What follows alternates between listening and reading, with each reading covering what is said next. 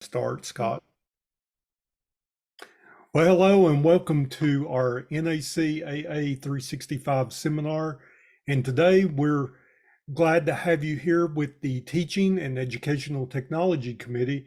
My name is David Yates. I'm the Southern Region Vice Chair of the committee, and we have Colt Knight, the Chair from Maine. We're both going to be talking to you about getting started with educational videos. I know this is a topic that a lot of people have had questions about, and we want to begin today just how do you get started and really some of the basics part of it. So we're going to start out today with a video from Colt. And I'm going to stop the share and bring up the video that Colt has for us.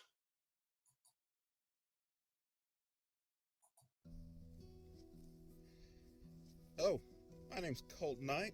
I'm a extension professor up here at the University of Maine. And David and I thought it would be a good idea if we addressed the topic of getting started with video. And this is a question I get a lot. Folks often want to do educational videos, but they're intimidated by the equipment, the editing, speaking in front of camera, and just how do you get started creating educational videos. And I think it's as simple as get your camera and do it. And like every other skill that we have in our toolbox, you learn over time. So you're not going to create Oscar-winning videos right out of the gate. But I think the simple way to look at this is don't become intimidated. Just practice. And if you don't like the video you create, you don't have to show it to anybody. But I think you'll find after you do it a little bit, you'll take pride in your work and you'll want to show people. And the more you show people, the more you will want to do better. And you'll learn over time, just like we do with everything else. And keep in mind, your videos don't have to be long to be impactful. If you make a 30-second video where someone learns one thing, but 500 people see it, you've made 500 impacts off a 30-second video. So let's say you want to start making educational videos, but you don't know where to start. What equipment, editing software, and all this. We did a 365 video a year or two ago about what video equipment you need. So we'll send you a link for that. That covers all the bases. So how do you actually get started creating your videos? So most of us all have a camera in our pocket with these cell phones. So just get your cell phone out. Think of something you would like to share. And it doesn't have to be an educational video per se, just something that you enjoy that you would like to share. And make it short and just do one long continuous shot. And then that's your video. And if you like it, share it. If you don't like it, delete it and try again. And then the next time you make a video, add one trick. So your one trick might be add an intro slide from PowerPoint. And then the next video you do, learn one new trick, like how do I add background music to my video? And then the next video, how do I add B-roll or pictures to my video? So like as I'm talking to you now, you could have some video rolling over it, so it's just not pointed at you the entire time. And then the next time, maybe learn how to do a text that will appear under you, like your name or a banner. And every time you make a video, just learn one new trick. And then by the time you have created 10 videos, you know 10 video editing tricks. And if you have 10 video editing tricks under your hat, you can create 90-something% of all the videos you'll ever need to do. And you have learned those on the job, and it didn't take a lot of time because you're only learning one new thing. And if you will commit yourself to just learning one new thing every time you make a video, you'll learn more about video editing than probably 75% of your colleagues. And everyone will start asking you for advice.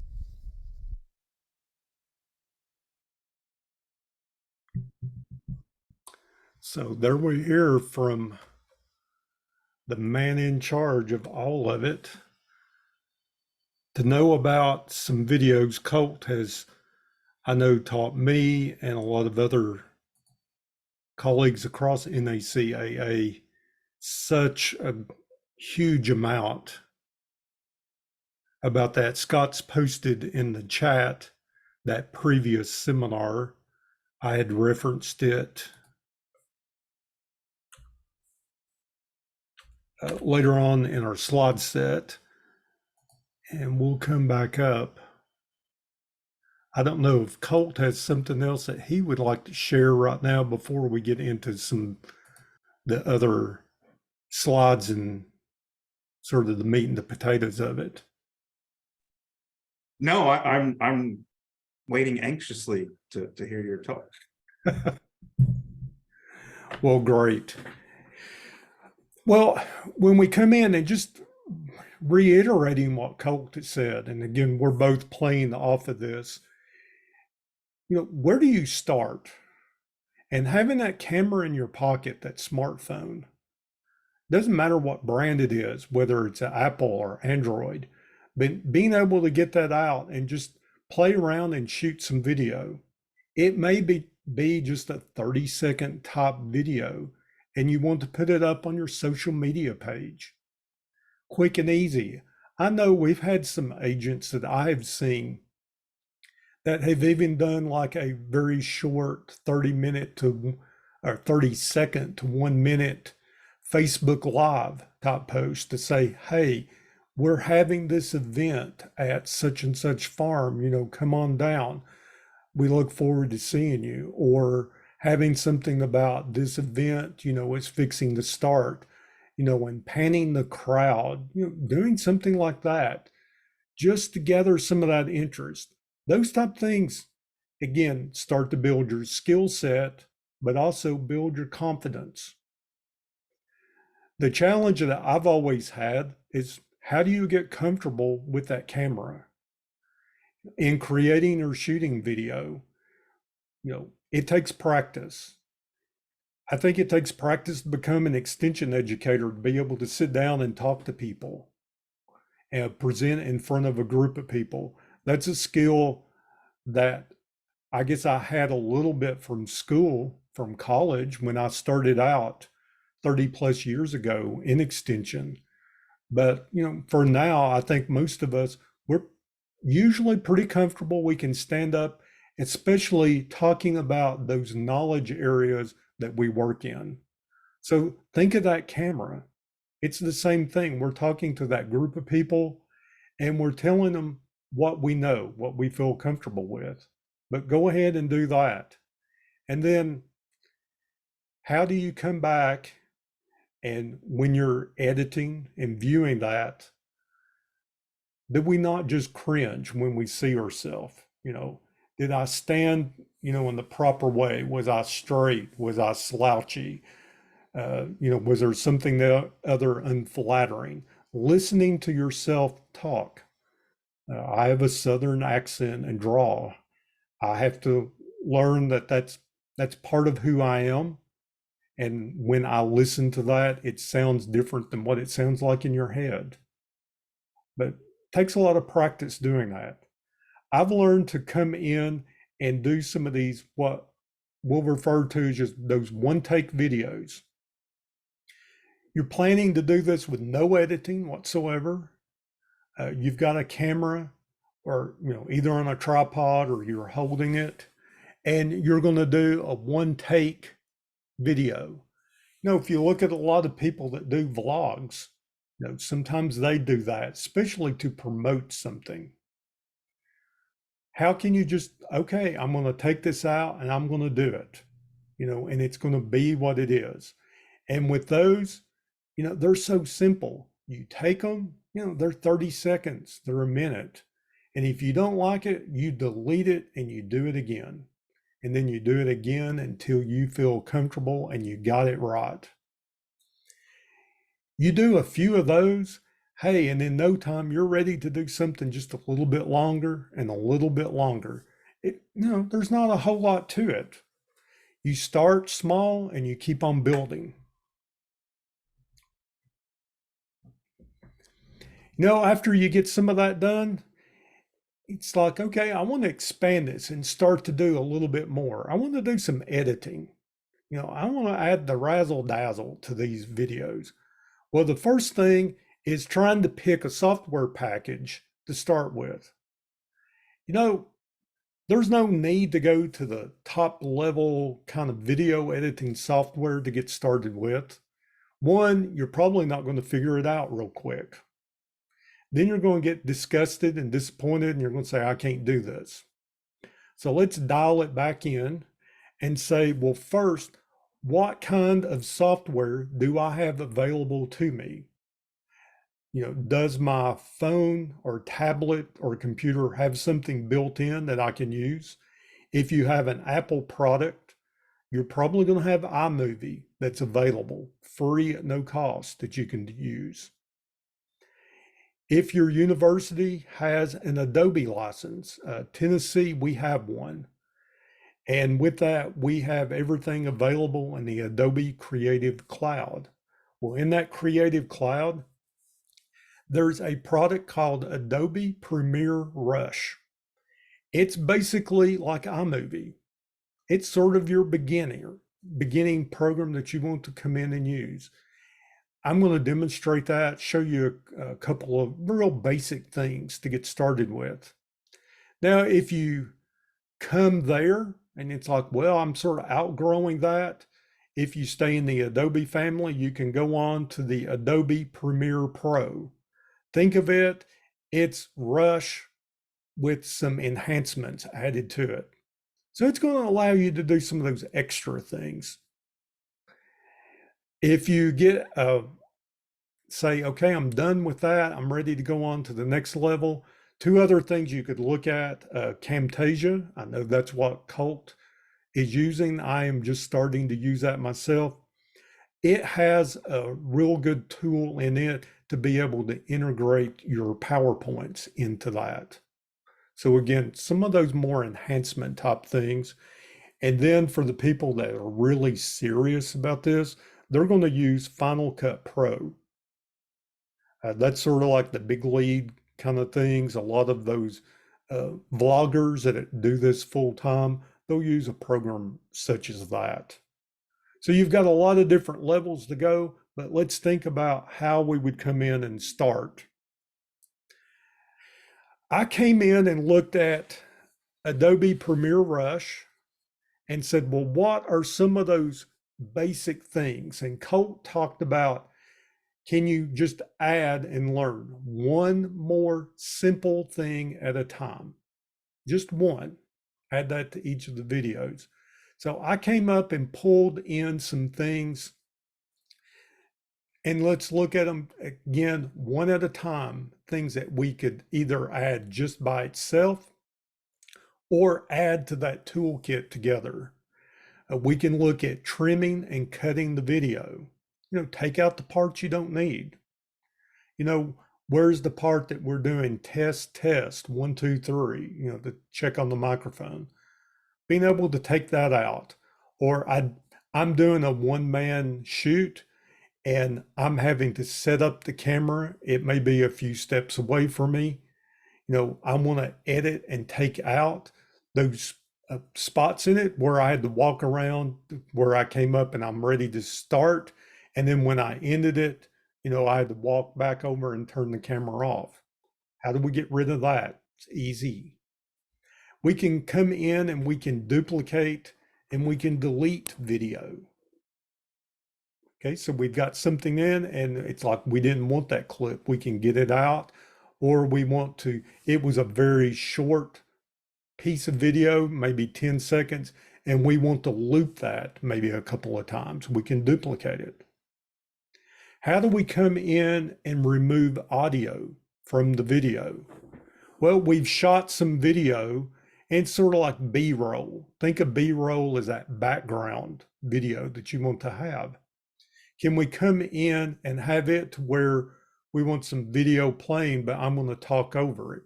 Well, you need to get rid of the audio of that B-roll. You know, it may be ambient noise. It could be a lot of a siren, a horn sounding, or something else that you don't want everybody else to hear anyway. We're more focused on the video part, so we can get rid of that. We can come in and we can add text and titles to video, just like the local news does. They put the newscaster's name or where that event or whatever it is. You know, we can easily do that. Another trick in our box. Being able to do the transitions between video clips or images, you know, the fade in, the fade out. Sometimes it's doing a flip, a diagonal, you know, different things like that. You know, they can add some interest to your video. Being able to recolor a video clip or image. I think this is a cool thing to think about if you were doing a video and you wanted to talk about, well, back in such and such time, you know, sometime in the past, and you could take a video clip that you had shot today and you could recolor it and make it a black and white video or the sepia tone, you know, to give it that old timey feel to it. Those type of tools, you know, invoke a different feeling to that video clip that you're showing. So again, just taking it, flipping that around. Sometimes we want to do a time-lapse video. You know, we want to make a very short, you know, 4-minute video, let's say, but there's a process that we want to show that may take, you know, more than 4 minutes, or it may take hours or even days. Taking a video clip that you've made like that, and then coming up and it's just basically speeding it up. You see that a lot of times if people are doing a demonstration about cooking. A lot of times, you know, we're not waiting 30 minutes for something to cook in the oven or to cook on the stove. You just want to speed it up real quick. So again, individual clip, and we just make it a lot faster. Also, coming in and looking at the audio of any of your clips. There's times to where maybe you didn't have the best audio, and sometimes in the editing part, you can take the audio and increase the volume of it to where it sounds a little better. Sometimes it's taking it out or doing a re-recording of it, taking the audio out and then you actually talking over it again. You can crop and rotate images, especially when you're doing adding an image into it or doing a picture in picture.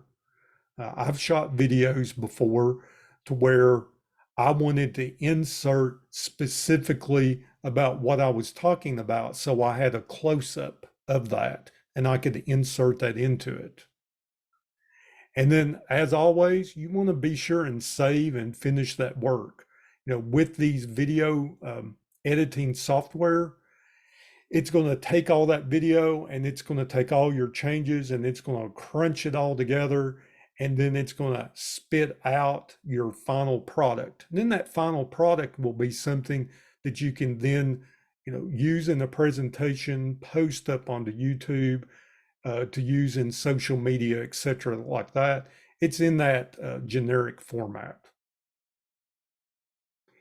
So let's come in. I don't see any questions on chat. And if you do have questions, just pop those into the chat box. We'll be monitoring that as well. I don't think they have chat. It's They don't have chat. for participants. Yeah. Okay. Well, let's come in and we're going to look at Adobe Rush. I've got Adobe Rush up and loaded. Swap over to that. It looks like they can use the question, the Q&A. Q&A feature. Yep. So I'll monitor that. Good deal. So I've come in and I've already opened Adobe Rush again for sake of time. You know, it does take some time when we're dealing with video. And if there's one thing that I've learned is my patience is probably key. Sometimes you go in and you select a clip and it spins and it spins and it spins. And even if you have a new computer, sometimes it will do that. So pack your patience when you're doing that. I've come in, these are just a couple of video clips that we had done back during the COVID, and we were thinking about, well, how do we make a sneeze guard type thing to put in our county offices? So my director at the time and we came into the office one day and he had gotten all the materials and we had put this together. So a couple of clips from that. So with any of your editing software, you're going to come in and you're going to import into the program either your video clips and or any of your still shots. So those still photographs, you can pop those in. You don't have to bring them in all at one time. You can bring in one or two, and then later on, you can add some more. When you look at Adobe Rush to add some more, after you have a project created, there's a plus sign on the upper left-hand side. You can click that, and it has some things that are built into it, graphics and audio. That comes from the Adobe package. But then you have your media. And so that's pulling from your hard drive, your camera, if you have it plugged in. That could be from a media disk, an SD card, something like that, that you've plugged into the computer, that it can go drive to it and be able to pull that kind of information off of it. So if I go to your media, I then just have to uh, get to the location of where that's actually at right now. And that's what Adobe Rush will do sometimes. It sits there and it'll spin. It'll catch up with us in just a minute. You know, after you bring in your clips, your audio, your stills and all that, then you begin to think, well, what do I want to do with it? And looking at that list that I talked about earlier, you know, one of the things that's easy to do and maybe is the first trick that you would want to do in your editing software is just to be able to trim and to cut the video. And again, what we're talking about is taking the video and trimming it, is taking either the beginning or the end or the front or the back, however you want to describe it, and be able to take some of that and squish it together, just remove it. And it's real easy, is that we can come in and just click on an image and we can just drag it and start to change the length of it. And it's still thinking, it's not crashed. Yeah, usually editing software and Zoom do not work together because your video processor isn't strong enough to work both programs at the same time. Yeah. Colt had talked about, I know last year he'd gotten the biggest and baddest laptop he could have and thought, well, that would solve all problems with video editing and stuff. And it's like, well, it helps, but it doesn't exactly solve it. Let me just stop that screen share just for a second. You can see my face and see if it will catch up with me for a minute. Hey, there it went. Let's pop that right back in and we'll screen share again.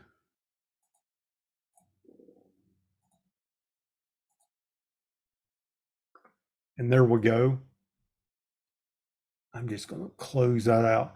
So when we think about trimming or cutting a piece of our video, we see that I have a video clip that's loaded up here. It has that yellow box. It's highlighted around it. I can come in and I can just grab one of the ends and I can just make it shorter.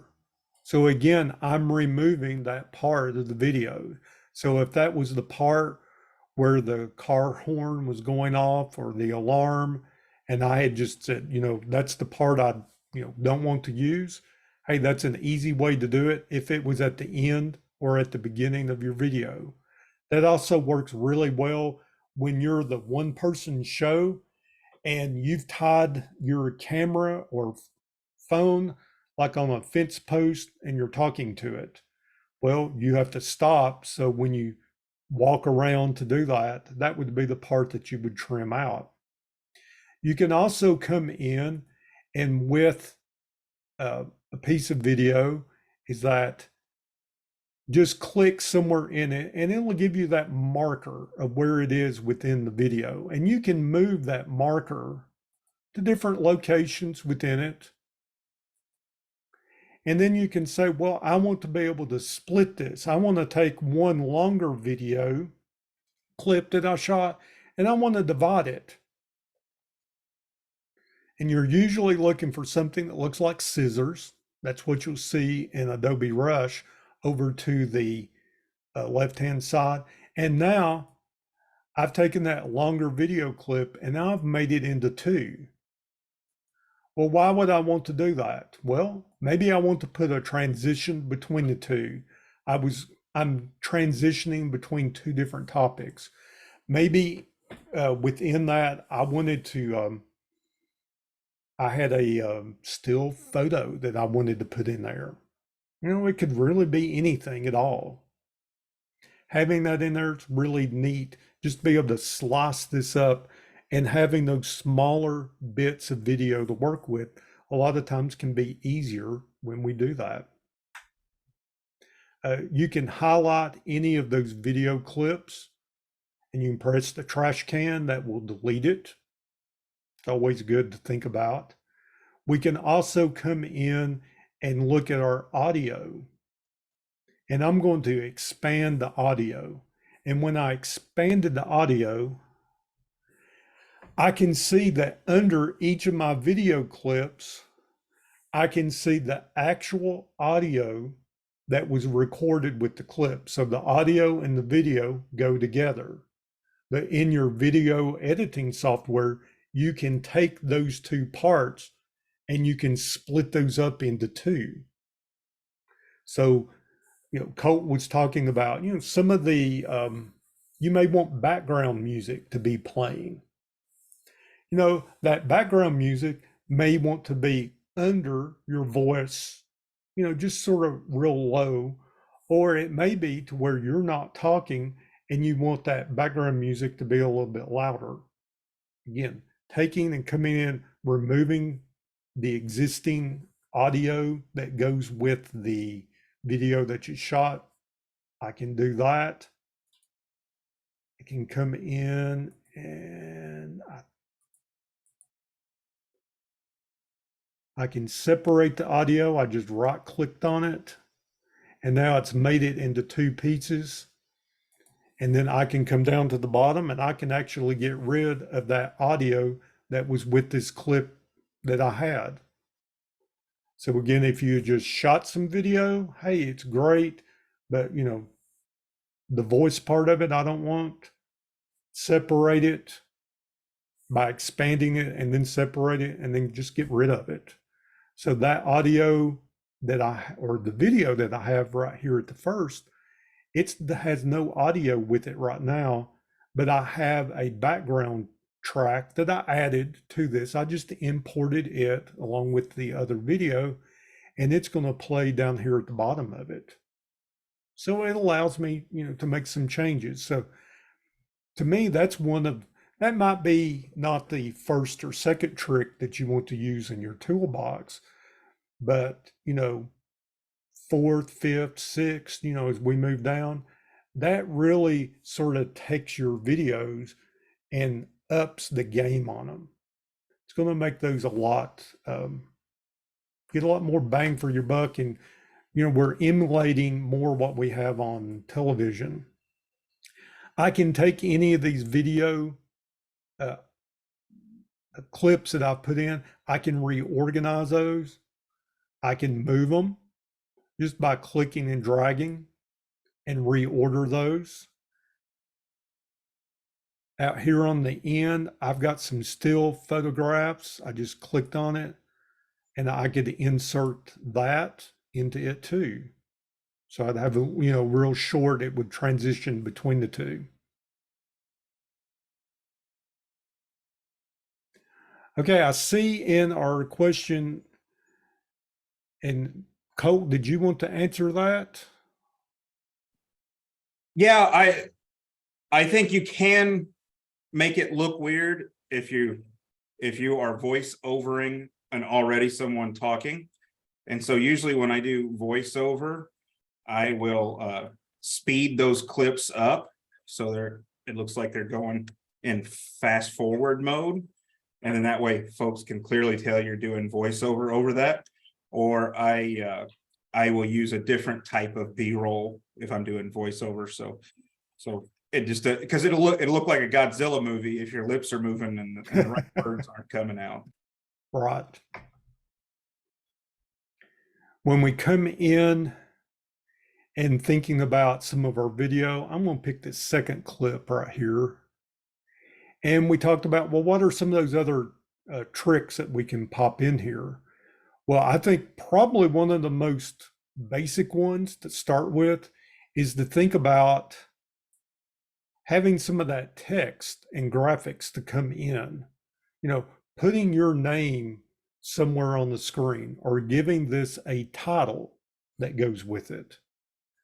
So when I come in and select that, it's going to talk about, well, what kind of graphic do I want to use? And then it's pulling it over on the left-hand side of the page. I can drop this star in and I can just double click it. It's going, oh, it doesn't like that today. All right, let's try the other one. Maybe it doesn't like any of them.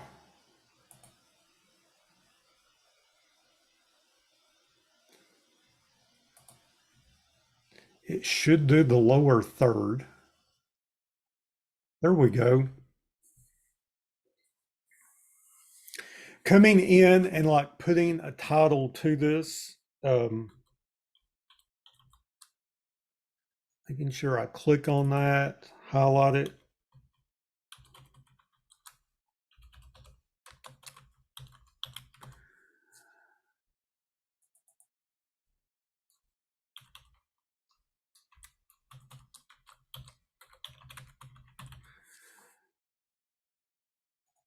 Putting that in, and notice is that when I've added one of these graphics, everything on your editing software is going to work in a linear format from left to right, and it stacks things on top of each other.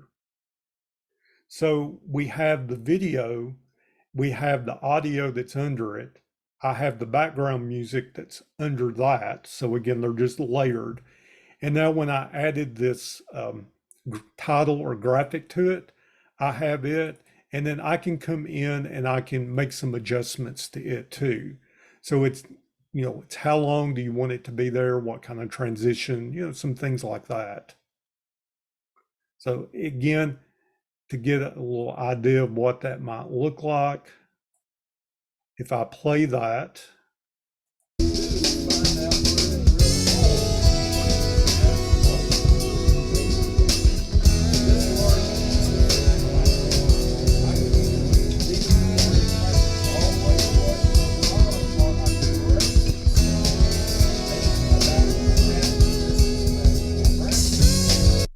now we see that when we did that, we probably have got a lot more editing to do. We had the background music and it was way too loud. So we would want to come back in and edit and soften that back down if we wanted it in the background. Colt had that on his video. We saw that we had Mr. Perrin, he was talking. So it's like, is it more important to have the person talking to where we can see, or excuse me, listen to that and see him do the demo? And then where do we want that um, title or text and stuff to be? Again, we can move the location of that, and then we can come in and as we click on that, we get those options that are going to be over on the right-hand side of the screen. They're just property options for this. What is the font? What's the color? Making some changes and differences to that to edit that up. But text probably to me, one of the first things that I learned to do, because I'm like, that's what I'm looking for. That's what I need.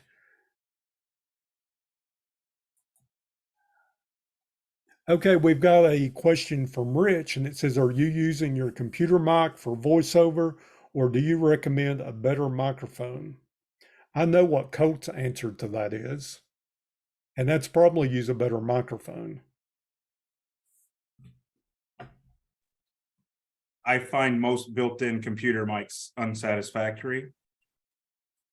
So even a inexpensive USB mic is usually a giant leap forward to the built-in microphone.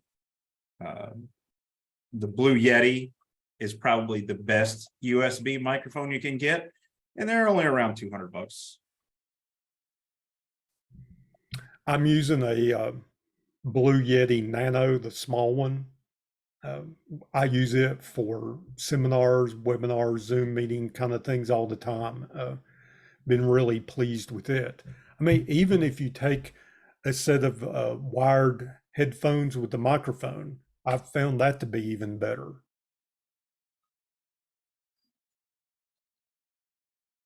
Let's come back in and look at just a few more things. The effects. And the effects are coming in and thinking about the transitions between your different video clips we have. So none will typically be the default. The dissolve, you've got a lot of them, and each software program is going to have its own set. And the more up in process you go and complexity of the editing software, you're going to get more options for transitions, and you'll get more options for your text. All of these, it just continues to add and to build. But it's like, where do you want to start at? I'm going to come in and select a half-second dissolve, and I can come in and I'm just going to drop it in between the two video clips. And let's see if I expand that audio. I think I'm going to delete that audio just for now and move that timeline right there.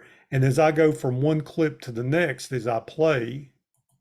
And from that point, you're going to need a drill. Okay. All right, you can see here, we're up at our reception.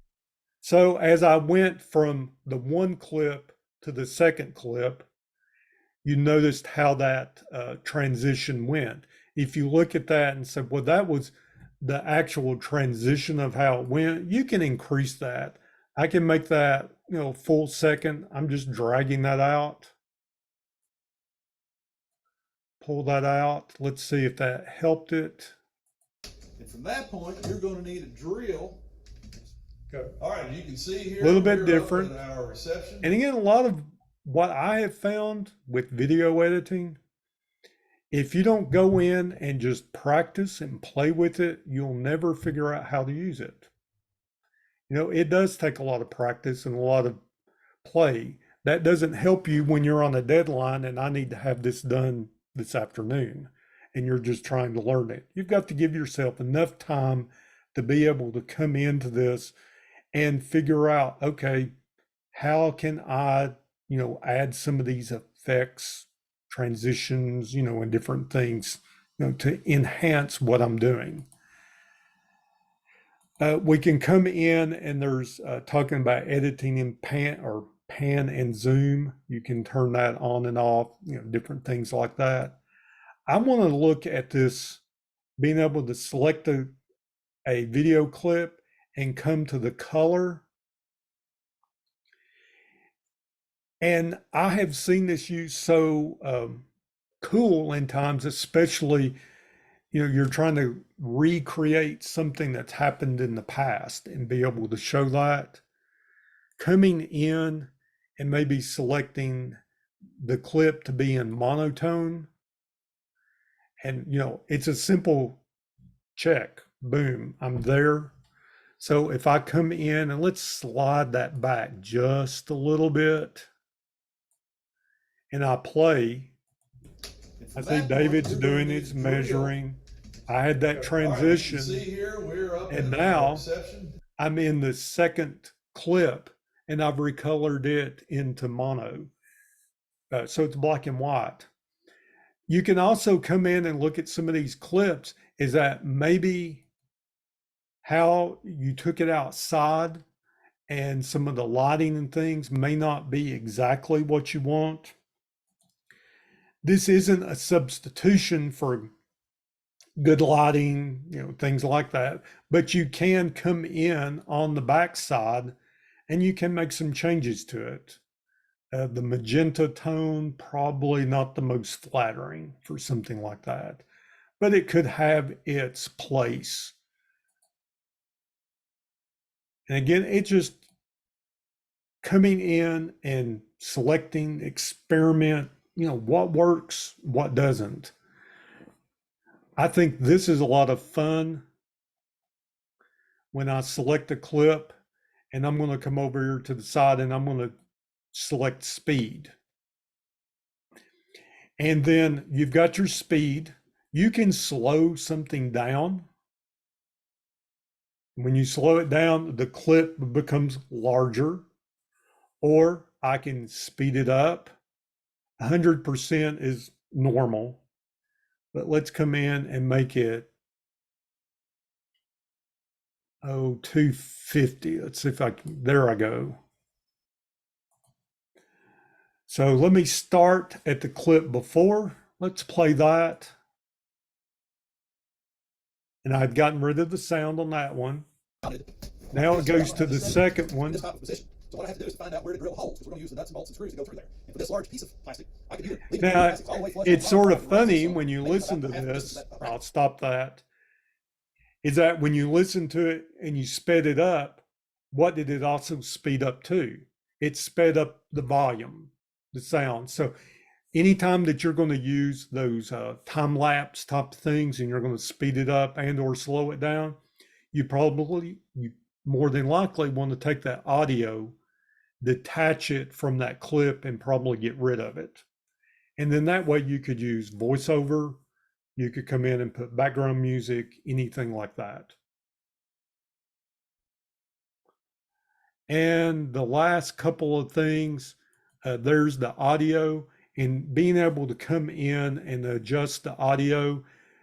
There's where you have your clip music. So if you have that background music playing and you wanted to soften it down to where it's not overpowering what you're having, for the speaker, but it's just in that background. It just sounds nice. You can come in and you can do that. You can also select that audio. You've got that mute that's going to be right there too. So again, a lot of different options that you're going to have there. And then the final one, being able to come in and rotate, crop, edit, any of your video and or those still photographs. Again, selecting it, I'm going to take that one, and as I come in and look at that, I can make it a lot larger so I can zoom it in. I can make it smaller. I can flip it, rotate it. So you've got a lot of options that you've got on the back end of things that you can come in with this videos clips too. Do we have any questions that we need to address now? I don't see any in the question box, but we'd like to give you an opportunity to ask any of those. We've got a couple of things just to wrap up with.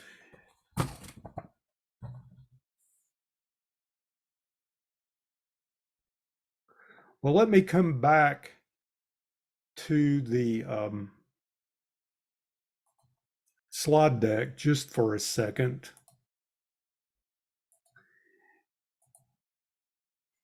And one of the things that I have really learned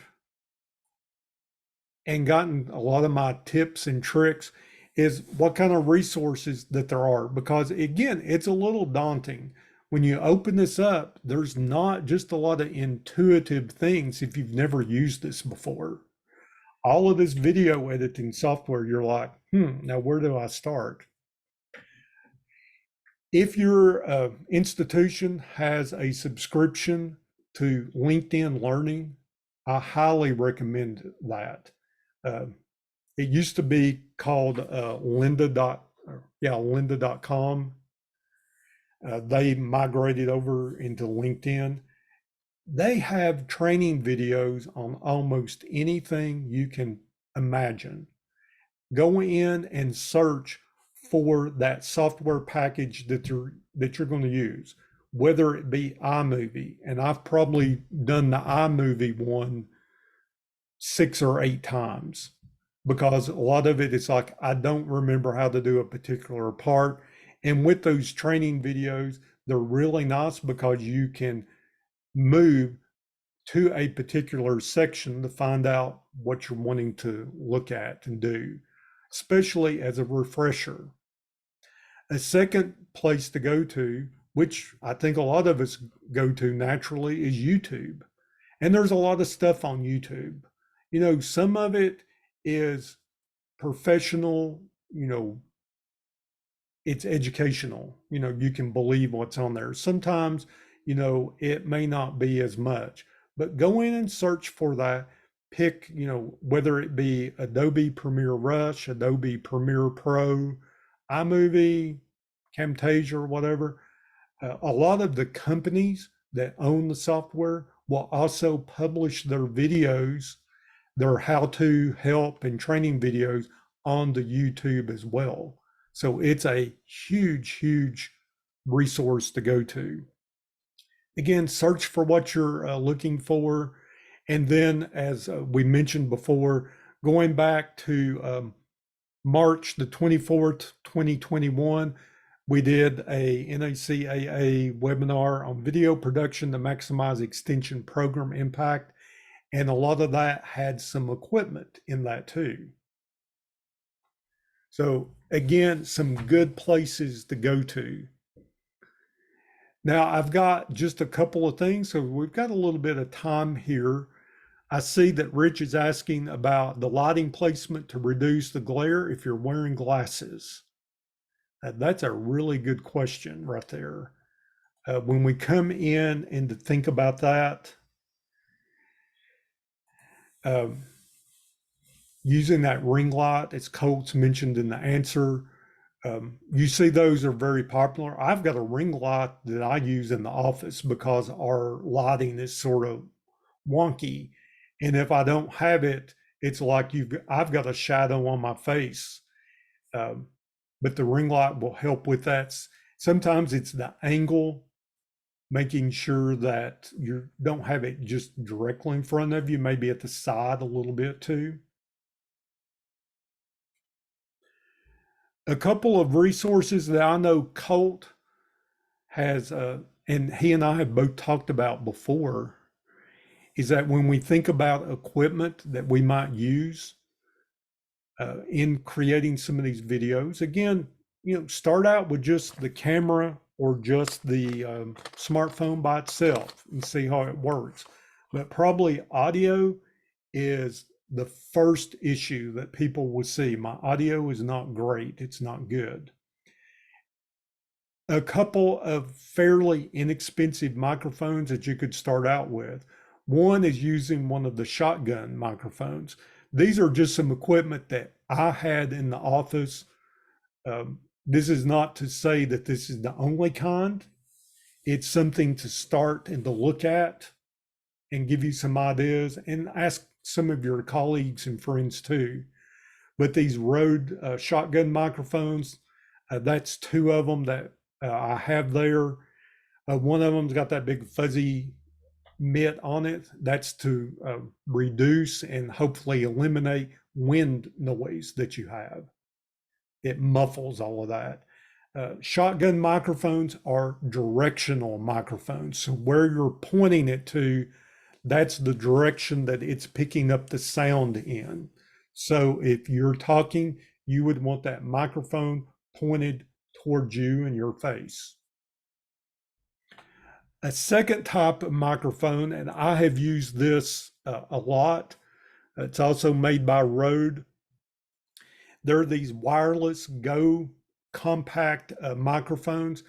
They're the size of like a matchbook. These are rechargeable, so they have to plug into USB to charge. If you are using them, make sure they're charged. I had a coworker, they did that. They forgot to charge the microphone and then wanted to know how come the microphone wasn't working. It didn't pick up any sound. They come in a pair. So one of them is the actual microphone, the photo that you see that has a little fuzzy hat on it. Again, that's the little wind noise thing on it, but the microphone's on top. And these have a clip on the back, and you could just clip it on your shirt, your jacket, you're ready to go. And then the other one is the receiver. And then the receiver is going to plug into the audio input of your camera or into your smartphone. And if you've got an Apple phone like I do, you're going to have an adapter, to make all of that work. But pretty easy. You turn them both on, really good sound quality. They've got a pretty good distance.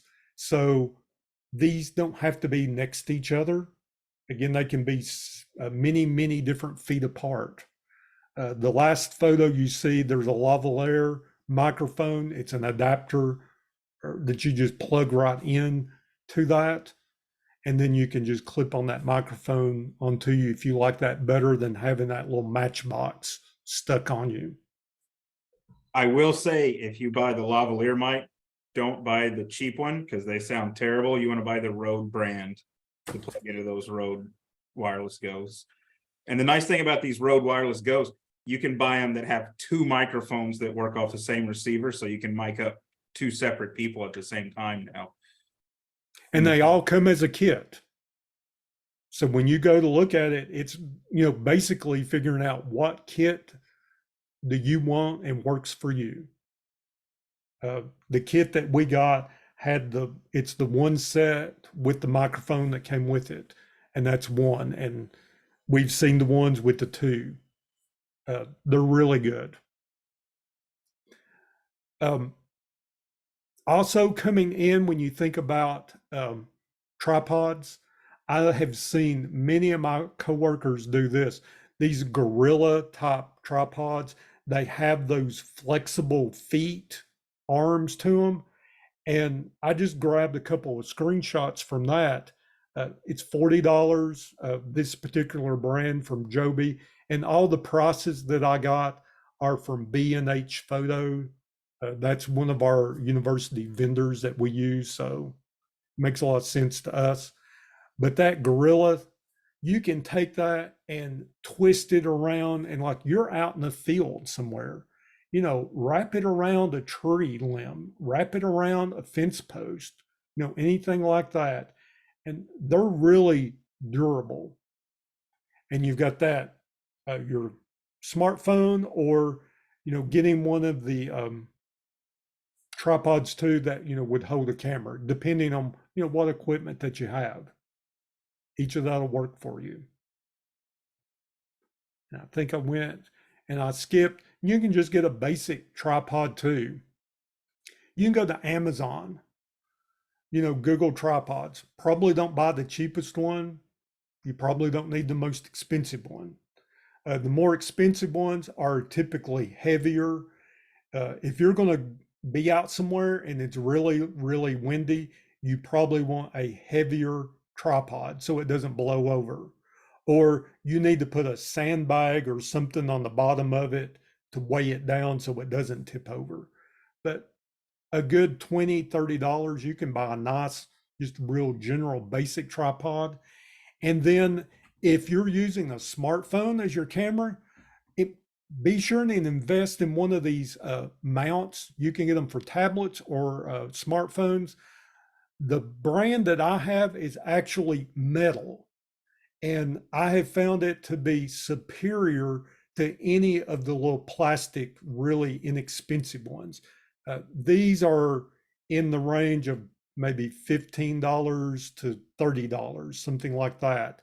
They just screw onto your tripod like any other camera, but they're made to mount and hold your smartphone.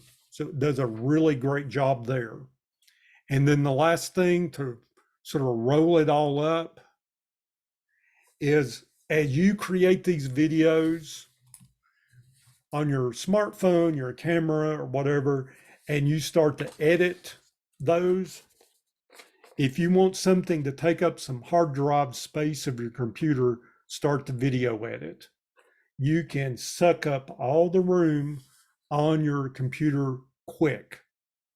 So one of the neatest things and Colt showed me this a couple years ago, and I was like immediately buying one, a Samsung T7 solid state hard drive.